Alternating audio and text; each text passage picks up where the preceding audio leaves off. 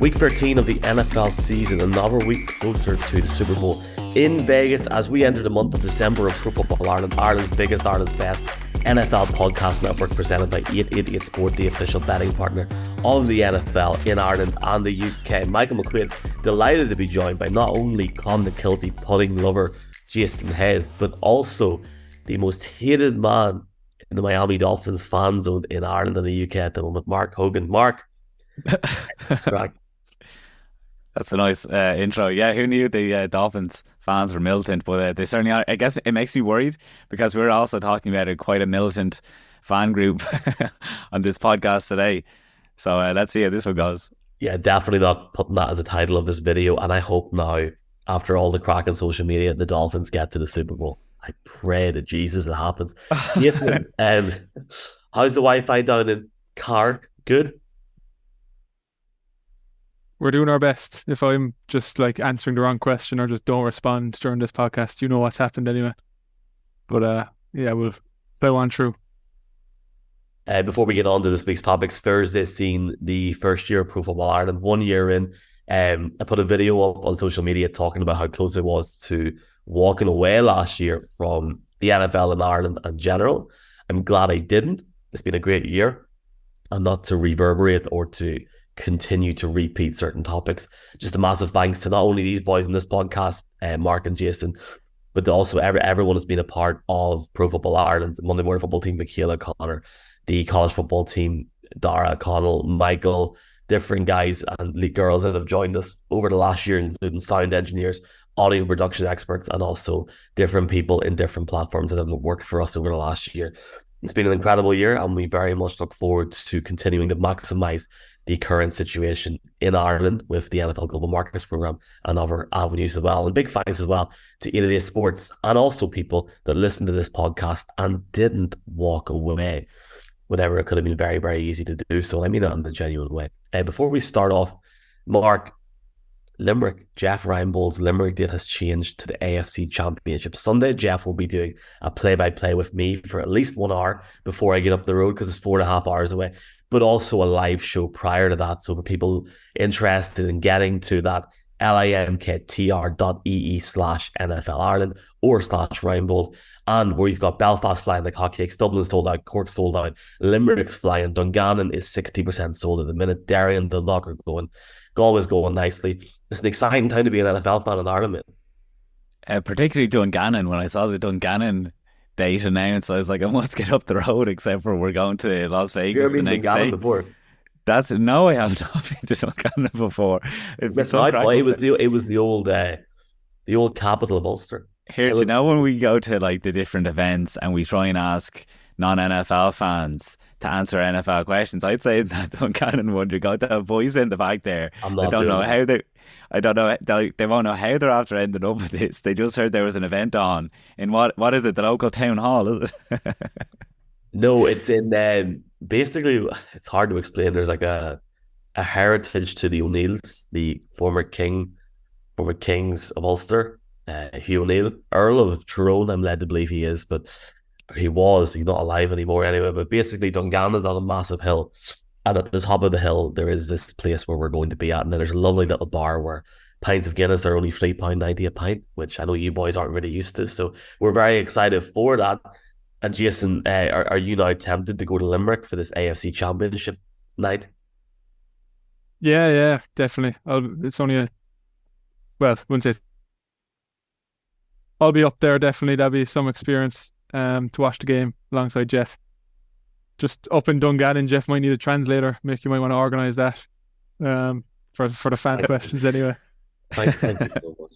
For people listening on the podcast and they have tickets to the Limerick event, we may not have announced this yet. It will be changing from the 19th of January until Sunday the 28th of January. That will be announced on social media over the next few days, so don't be alarmed if you haven't heard yet. If you have any issues with that, please do reach out to us and let us know. Hopefully you'll still be able to come there. We're going to start earlier. We're going to obviously have that game as well. It'll probably be Mark's Dolphins against the Chiefs at this point, but we will see the crack. And appreciate Jeff for his support. And just a massive thanks to everybody for their support. And if you thought that Mark Hogan pissing a fan base off wasn't enough, Well, this is an interesting topic. The Dallas Cowboys just had an incredible game against the Washington Commanders last week. And we can sit here and we can say that the Cowboys are now going into the final stretch of the regular season mark, and we're going to say that they're going to play real teams or next level teams. I'm sorry, it's the NFL. They beat the Commanders. They whooped their ass on Thanksgiving. They've won good games, but more so, they look so confident. They have a point differential of plus 162. That's ridiculous. Are they for real, or are they just beating up on bad teams? What a topic, Mark, to start off with here. Oh my God. Yeah, geez, they're a great team, and their fan base is even nicer. What a bunch of sweet people. I suppose that's the short answer. The better answer, though, is I do think they're for real, but I do think that you can acknowledge that they've definitely beat up on bad teams. Like you talk about that points differential, 40-0 against the Giants, 30-10 against the Jets, 38-3 against the Patriots. Like there's massive scores in there, 49-17 against the Giants. Like they have put up massive scores, but then when I'm listing off those defenses, Giants, Patriots, Giants, Panthers, Commanders, like those are nice tune-up games, but when it came down to it, the 49ers and the Eagles and the Cardinals, maybe a bit of an outlier, it was 42-10 against the 49ers. I had to go back and watch that game just because obviously we're doing this. And it's like, it was 14-0 before the Dallas Cowboys picked up a first down. Like they got really behind. And that was the game that was billed as we're going out to get revenge on the team that's knocked us out of the playoffs twice. So it's like, they are a legitimate team, but you do have to see them beat them. And I suppose we keep on joking about this Miami Dolphins thing. For anyone that hasn't seen, I put out a triggering graphic that just showed that the Dallas Cowboys and the Miami Dolphins haven't beaten a team with a serious record. The only decent team, really good team in there, I suppose you could say, is the Denver Broncos, who at the time when the Miami Dolphins beat them by 70 points, weren't the same team. And why I think it's worth acknowledging is not for any kind of, oh, they can't beat a good team, but it's because of something that James Scahill said on one of the James Scahill on NFL podcasts recently. Those storylines do affect players. He said in the All-Ireland, they knew 1989 was the last time the Galway Hurlers had won All-Ireland. So when you're going into a big match the whole time, that hangs over you, just like the rugby lads know that Irish rugby hasn't won a quarter-final. So the Miami Dolphins and Mike McDaniel, whether someone on Twitter tells me otherwise or not, I was in the press conference, he did say that they're well aware of these narratives. And going into those big games down the stretch, it'll hang over the Dallas Cowboys as well, that they do have a gauntlet of games. I mean, next up they play the Seahawks, who are going to limp into that game. One time they were doing well, but over the last 4 games are 1-3 now. But after that, they do have the Lions, the Bills, the Dolphins, and the Eagles in December. So yeah, I hope they've gotten these wins in place, because they're going to, like, it's about confidence. You said it, teeing it up there, Michael. There's a lot of confidence going, and we might mention some of the players. I want to let Jason in to talk as well. But you can be a legitimate team, but still, like Ireland in the rugby, they're a legitimate team, but they still, on the massive day, have an asterisk that they themselves have to get over.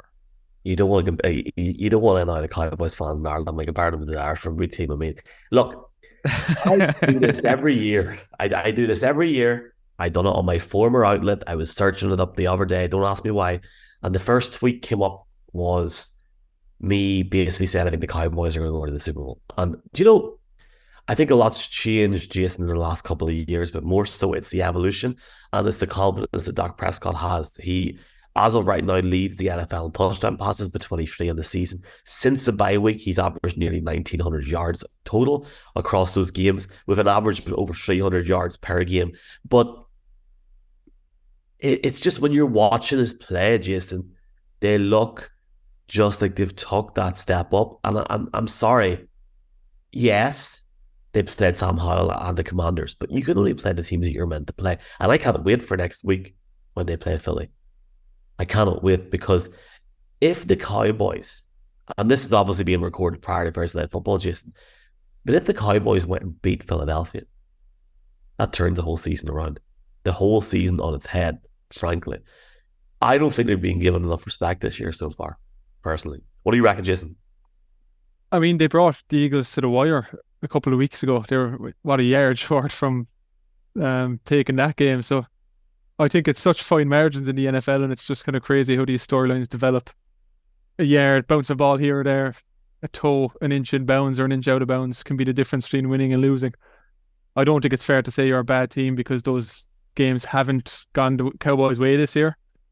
If you were to strip every team of their name and they're all wearing blank jerseys and you're objectively looking at these teams on the field, I think people will be speaking a lot higher about the Cowboys. But because it is the Cowboys and they've had a few years in the past in recent seasons where they haven't delivered when it matters most in December and January, I think it's natural that these storylines are going to develop. I mean, just look at the Chiefs this year who lost to and at the time struggling Broncos team. The Eagles lost to the Jets. These big teams are given a pass for those type of losses because they've gotten to the Super Bowl recently and they've proven that they can do it. Much like Ireland in the World Cup, as Mark said, they haven't done it and they haven't actually proven they can do it. We all know they're capable. It's just a case of doing it and putting these storylines to bed. But I 100% think they're being overlooked right now in terms of being a serious threat. You can't just look back at one game where they're blown out against the 49ers. NFL's a weird place. That can happen in a season to good teams. If you don't show up and you're playing a good team, it can get out of hand quick. But since that game, the team is looking, and Prescott, Michael, you mentioned a few stats there. He's completing 70% of his passes. He's had 18 touchdowns and 122 passer rating since that Week 6 loss against the 49ers. And you've Darren Bland as well, the quarterback, who's nicely stepped in for Trevon Diggs. He's quite bizarrely, he has 5 touchdowns. You don't want to be living under a rock not to have heard that record being broken this past week. But he's quarterbacks who are targeting Bland have a -4 touchdown differential. So he's got 5 touchdowns and his receivers have 1, basically, which is just mind-boggling. So they've had some fantastic performances in offense and defense. I think they're a serious threat.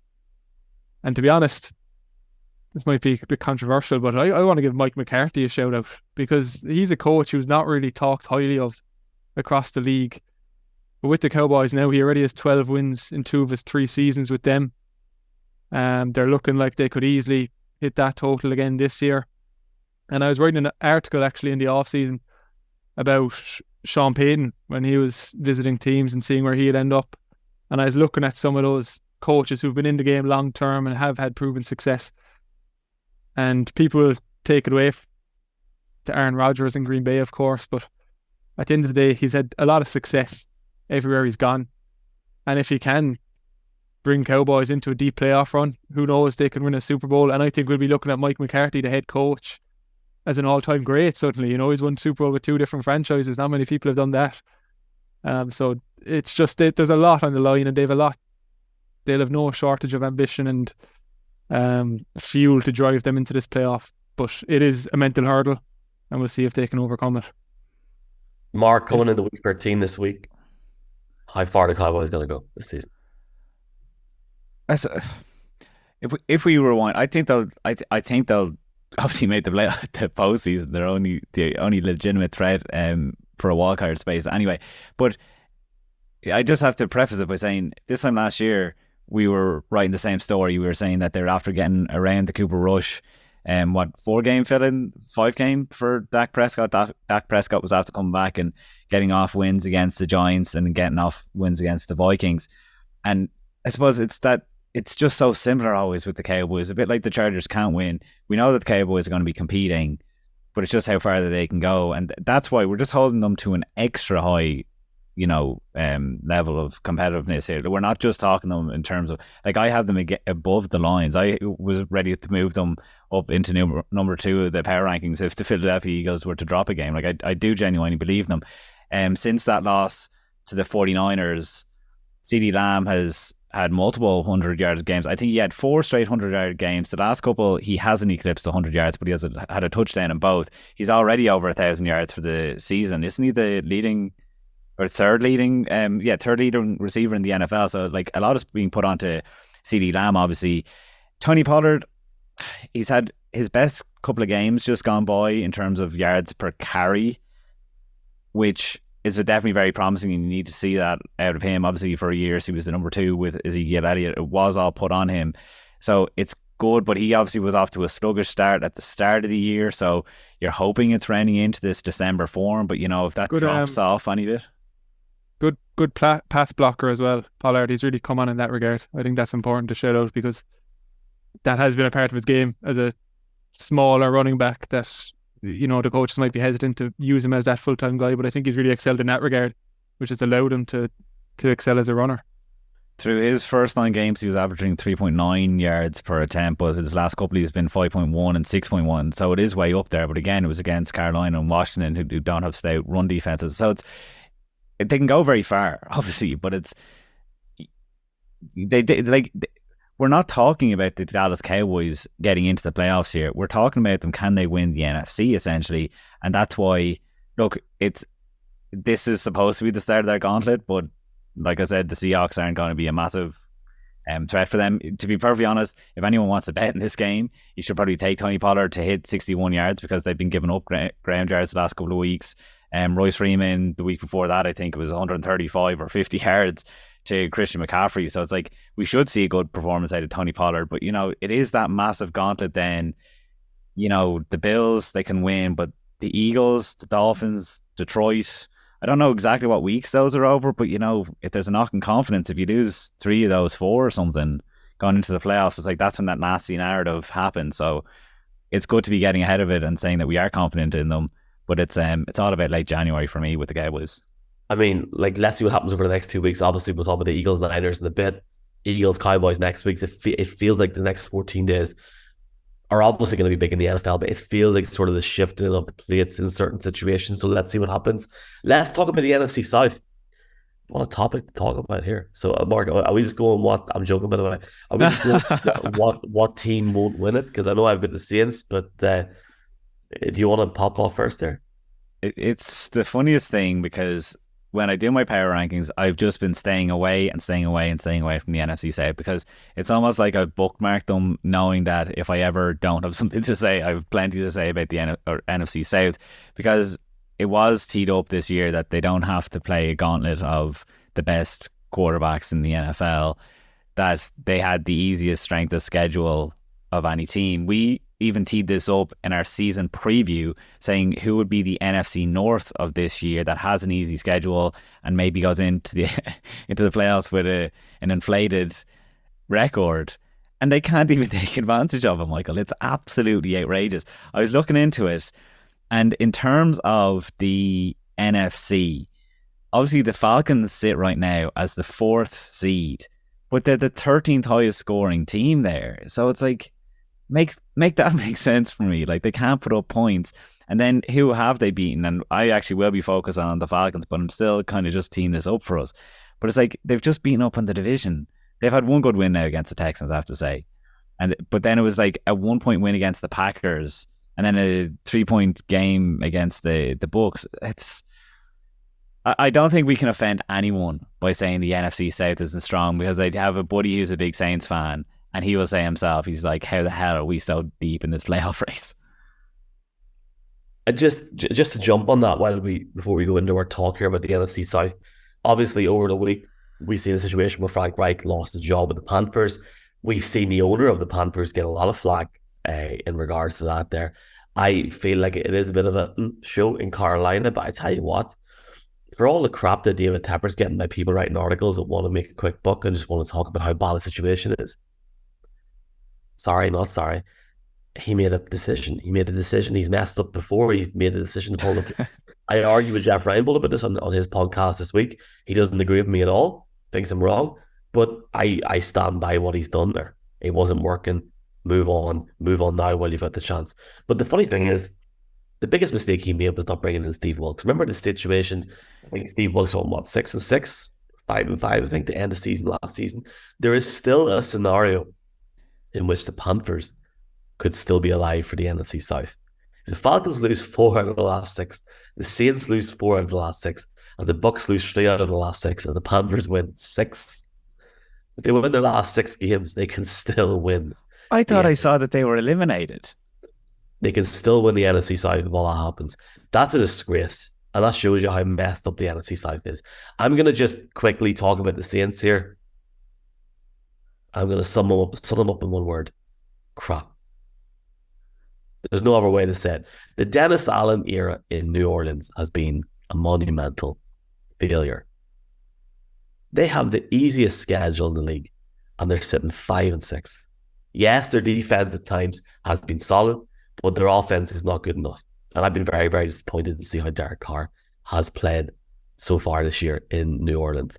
Lemsip's sitting here. They now go up against a Detroit Lions team this week in which they're big underdogs, even at home. And the reality is the Lions are coming off a hammering last week on Thanksgiving, and they're going to be riled up for this game. Yes, the Saints have got a realistic path forward in terms of winning the NFC South, but when you've got injuries, Chris Olave, Michael Thomas, Shaheed may not play this week. I think that's a major issue. I don't think Dennis Allen survives Black Monday. And even if they win the NFC South, I think it's a failure because at the moment, they're not going to get past the wild card round or the divisional round, sorry. I just don't see them getting past the wild card at a situation where the division is that poor, but more so the way that they have played consistently over the season so far. They haven't been effective enough in the offense. And I just don't see it clicking anytime soon. I think it's a major issue for them.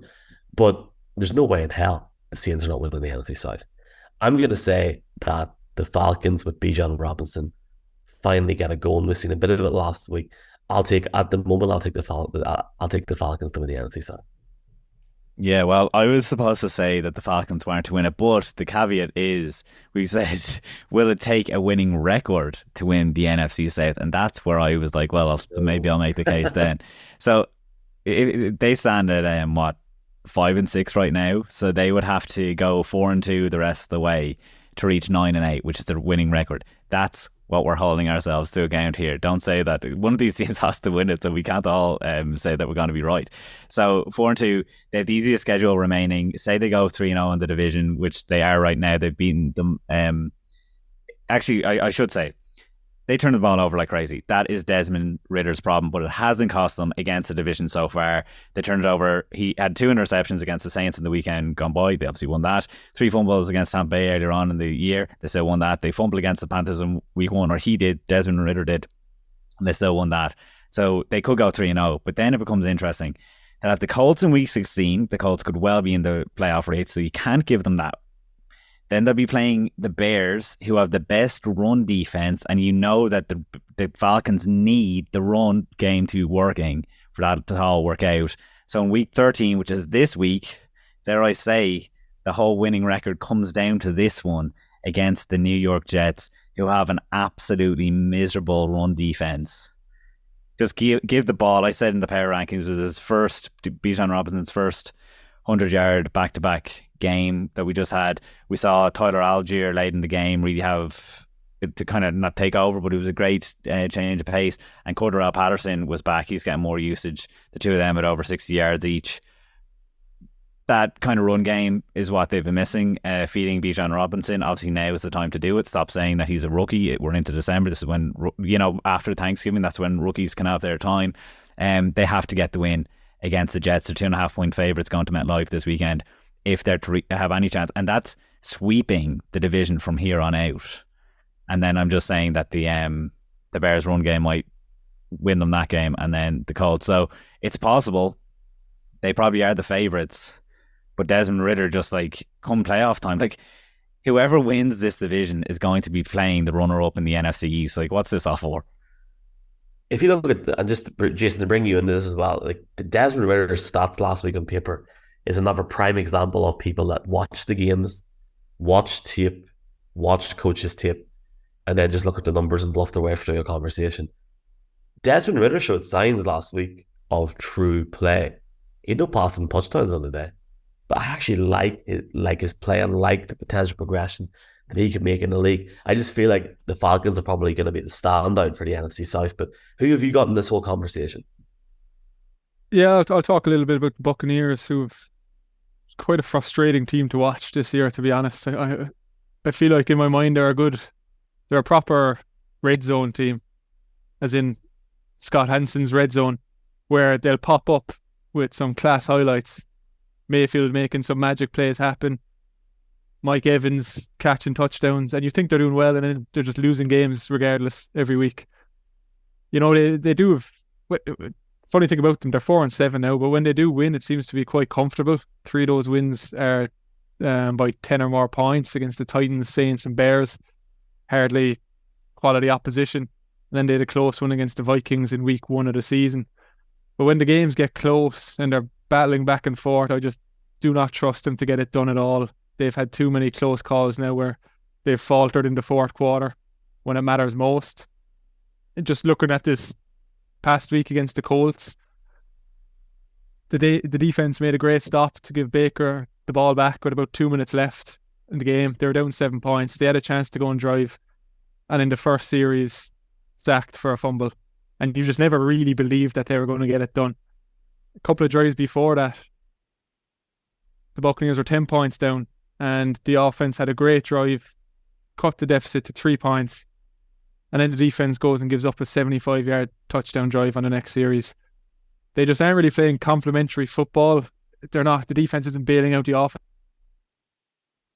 isn't getting it done when they're given those opportunities late in the game, because the defense has been solid, even, you know, struggling with some injuries, as most teams in the league are this year. But I just don't have faith that they'll get to the playoffs, to be honest. And here's a little bold prediction. You just ran through the faults of all 3 of those teams, and the Panthers have already fired Frank Reich.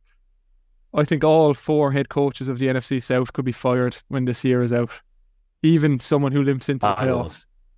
Because even a team who makes the playoffs, we've all seen how much they've been struggling. There should be a team running out ahead in this division and locking it up. And the fact that nobody is, I think we'll see Todd Bowles, Dennis Allen, and Arthur Smith all on the way out this year, to be honest. And we'll have a whole new set of coaches going into 2024 season. That'll do us for a month of podcasts in March. That is such a miserable thought, because you know the change that happens when you go with a new head coach. There's new quarterbacks and there could be new GMs and everything. These aren't the strongest rosters to begin with. Like, we went into it so weak. Into last offseason, we were saying anyone, that division is there for the taking. Anyone can go out and win it. But like, no one actually got any better really on paper. It's like you're saying that that's such a good call. That is, it hadn't even crossed my mind, but that seems more than obvious. Let's I think it's just funny as well, because we had a conversation a couple of weeks ago, maybe about a month ago at this stage, talking about potential new head coaches, and we were saying maybe there won't be too many openings, not as much as last year, but I think after this last month there could be, 8, 9, 10 openings in the offseason. And we're going to talk about some bad teams now, as Mike. We are. Let's segue harp on this next. Let's harp on this next topic. Who we think may make the number 1 pick in 2024. I think the draft's in Detroit. We have some interesting plans happening for the NFL draft. So more to come on that after I have a 1-month slumber in February. I can't wait. I'm going to make this really easy, boys. I don't even think this merits conversation. The team that is picking number 1 in the draft will be the Chicago Bears. The Chicago Bears will find a way to be the number 1 pick in this draft. Why? Because I believe the Panthers will beat the Bucs this weekend. Whole different conversation down the stretch at the end of this podcast. We are due a spring and a summer of not just the Chicago Bears, but Justin Fields. And I'm sick to death of Ryan Poles trying to merit having a position in this league. When he comes along last year and says, we would have to take something, we'd have to be blown away by Bryce Young. No, we are oh my God, we're saying who is going to end up with the first overall pick, not who trades. I know. Sorry. This is going in. Don't worry. There's some officers about it. For him to come out and say that last year, and to now look at, and granted, nobody has got a genie or some sort of magic ball or magic 8-ball in Chicago. Certainly don't anyone go by that. For him to come out and say that, and to see how CJ Stroud's played, that's why they'll be picking up 1 this year. Because the decision making in that team from top to bottom is crap.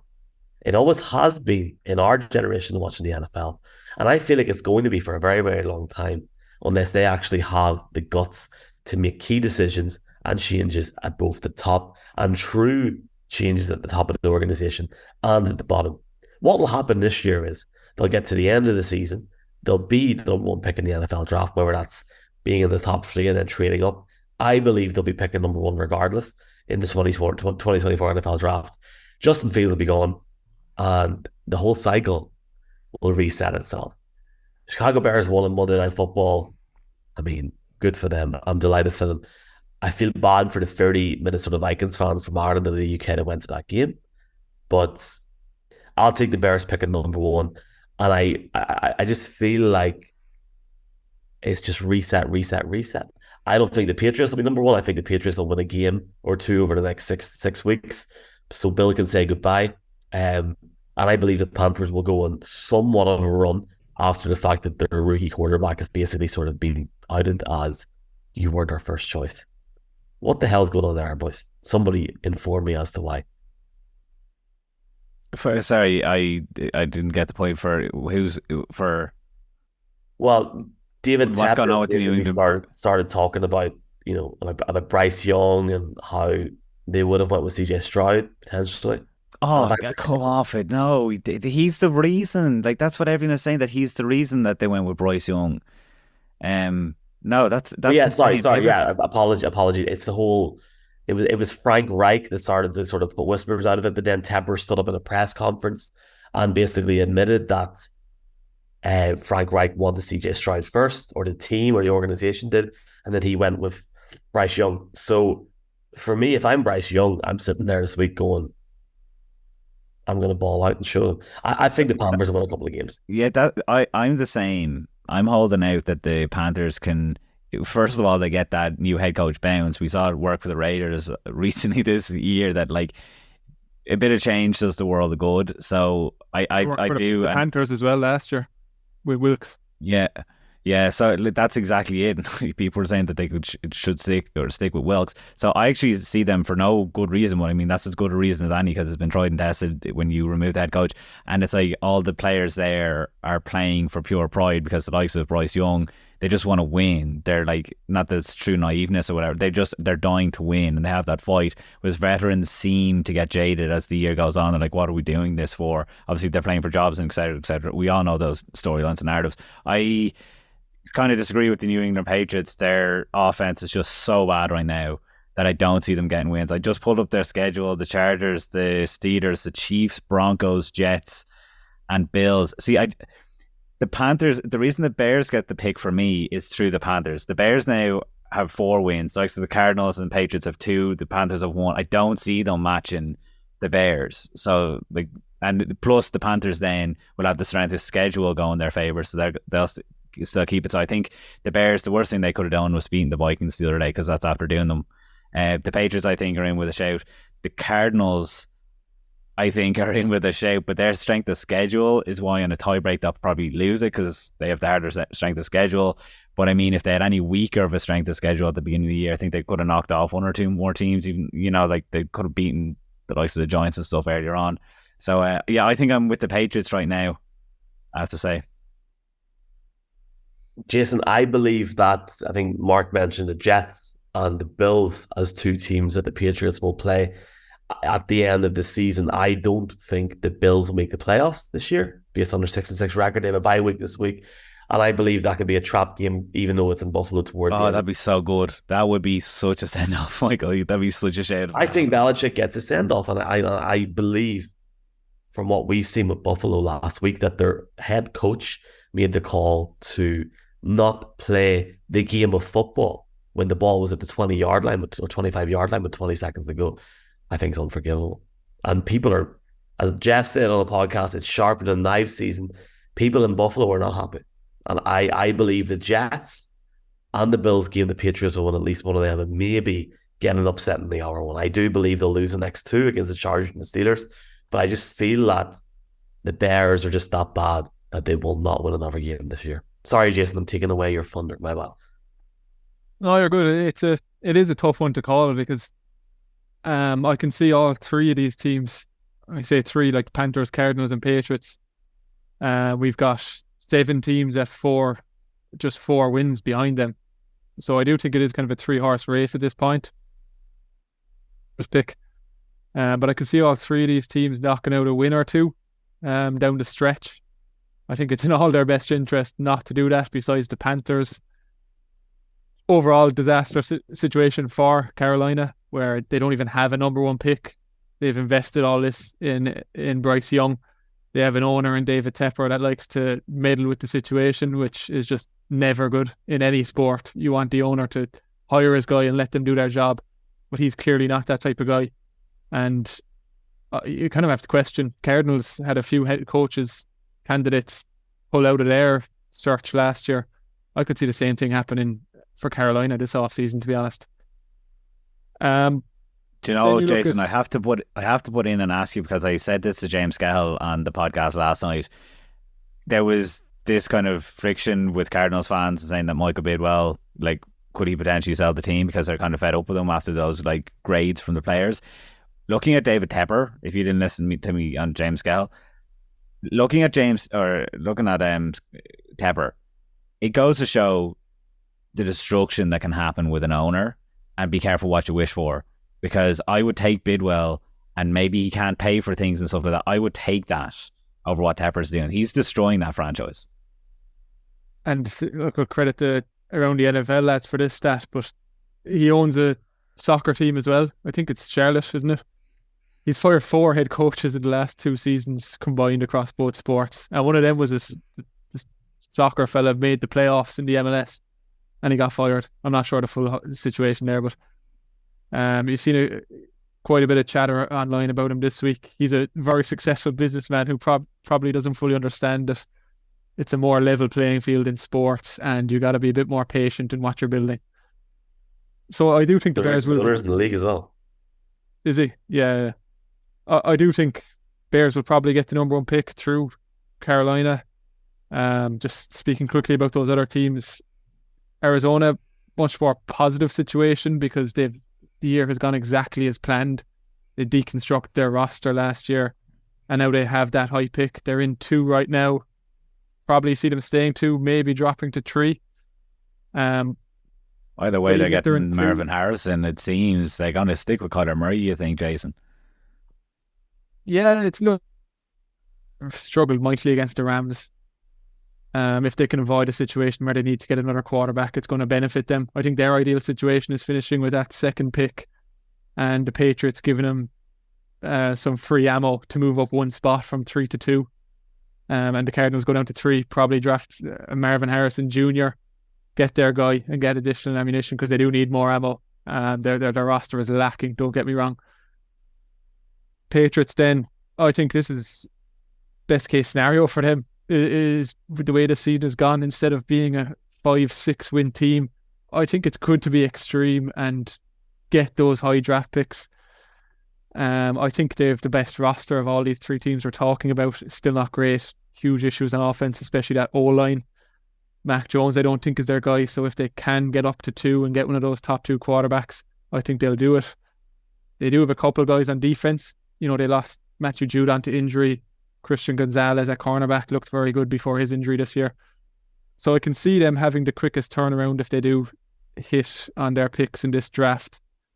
But overall, I think Bears will be picking 1. Matt Eberflus might be gone. Of all the head coaches in the league, he's at the bottom of my excitement scale in terms of I just don't see him going on and being a very successful coach in this league. So probably the Bears hitting the reset button with that number 1 pick.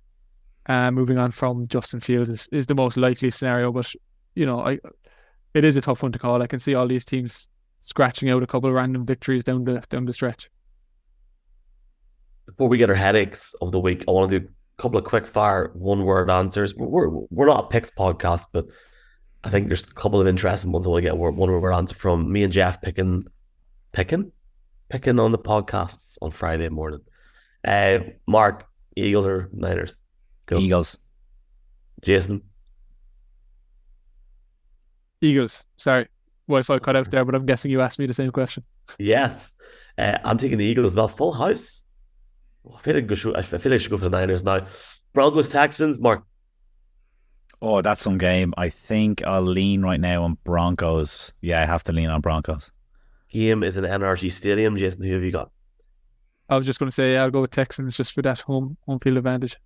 I'm taking the Texans as well. That's very interesting. Finally, this is the most interesting one. Chiefs, Packers, Sunday Night Football in Lambeau. Mark.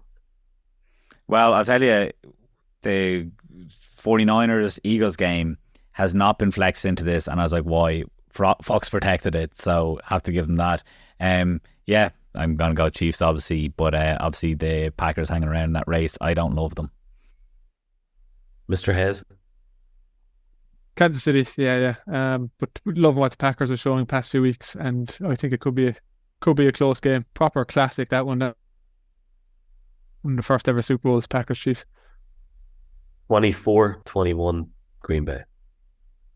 Oh, nice. Okay, headache. Very quickly, I'm going to go for a guy with the Pittsburgh Steelers. Steelers play the Cardinals this week and the Patriots next week. They should be 9-4 in 2 weeks. They should be, and if they are, they could be looking at a really, really interesting Week 18 clash with the Ravens. They've got a Bengals team week before that. I'm going to shut up about the Steelers in a second, but the guy I'm talking about is a guy that, after the fire of Matt Canada, the scheme changed a little bit. Obviously, a 400-yard game on the offense. Pat Fryer with 120 yards on the day last week, and I think this week going in against the Cardinals, he gets around the same in terms of yardage and at least one touchdown on the day and becomes a headache for your boys, Arizona Cardinals. Sorry, lads, didn't blatantly pick against the Cardinals, but here we are. Mark, who have you got, my man? I wanted to make sure we mentioned the 49ers Eagles game in some capacity, so I don't know exactly what the headache is that I'm getting to here, but I will say that these are the second best and third best run defenses in the league. You're going to have Christian McCaffrey, who's the rushing leader. You're going to have DeAndre Swift, who's joint third in rushing, going up against them. I'm not going to say it's a headache for fans, but I just want to see what these offenses are like when they have to go one-dimensional. Who you got, Jason? Yeah, brought a sigh of relief there when Mac mentioned the wrong game, because I'm also going with this game. But I want to give Debo, since he's returned since the bye from his injury. The 49ers have been a different team, and I'm not saying it's all down to him, but I think he is a big part of that. The team was struggling on the sideline, and he's bounced back pretty strong in the last 3 games, over 70 combined yards per game, 2 rushing touchdowns. And the Eagles give up a lot of yards and touchdowns. I think the second most in the league in both categories. Receivers, wide receiver / running back, Deebo Samuel. But yeah, he's my headache for Sean Desai. Eagles losing that would be better for the playoff race, though, really, wouldn't it? Because then the 49ers will get a tie break and all that goes along with it. That the game ahead again might just wrap up the real excitement for the number 1 seed. Michael, do you think? I will tell. I think the Eagles are the complete team. I think they'll wipe the floor of the Niners on Sunday, and that's just the way it is, boys. I think there's going to be a lot of talk about the Eagles over the next month as we ramp up. And I was thinking it's kind of lucky because the week after that, I will be in America. I will be within touching distance of Dallas, and I'm trying to get my girlfriend to give me permission to fly to Dallas for Philadelphia Cowboys on Sunday Night Football. We're not quite there yet. She says the family takes preference, but I don't know. Do let me know if we could maybe apply for a press pass. I've threatened her already. I said I will be on to Mike as soon as I definitely let me know about that as soon as possible so I can help out. Imagine coming live for the Sunday night recap, coming live from AT&T Stadium. That would be handy, actually. That would be handy. I'm sure Michaela and Connor would love you popping on, being like, well. Jeff Reinbold Tour, linktr.ee/Reinbold. Folks, thank you for this first year. We're not going anywhere until we are on the Vehicle Park, and we're not going to go anywhere after that there as well. Hope you enjoyed week 13 from Michael, Mark, Jason. Keep her lit, enjoy your weekends, and take it easy, yeah? Have a good one.